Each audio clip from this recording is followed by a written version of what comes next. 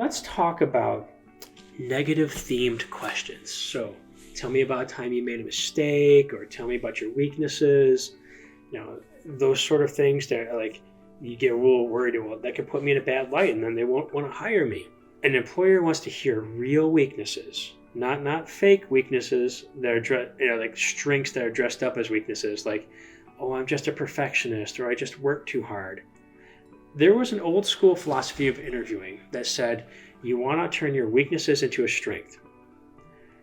I have found in practice that that's really nauseating for a real interviewer, because they can smell that coming from a mile away. Well, I think probably one of the biggest weaknesses that I have is that I care too much, right? So I care a lot, and probably another weakness is that I'm a perfectionist. I literally just can't stop until everything's done perfectly.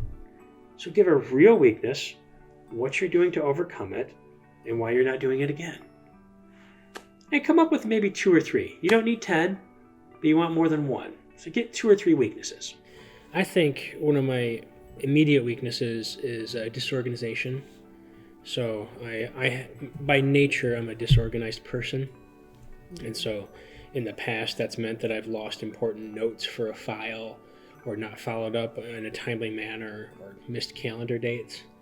What I've done to overcome that is I've invested in some software. So I have some organization software and some calendaring software that keeps me on task and overcomes my natural inclination to be disorganized. Now, many of us have a hard time thinking about ourselves in that way. So if we're trying to come up with a weakness, we might not actually be able to do it on our own. Just ask someone who knows you. If you're married, ask your spouse. If you're a parent, ask your kids. If you got siblings, ask your siblings or your close friends. They're going to tell you what your weaknesses are. You won't have a problem coming up with those.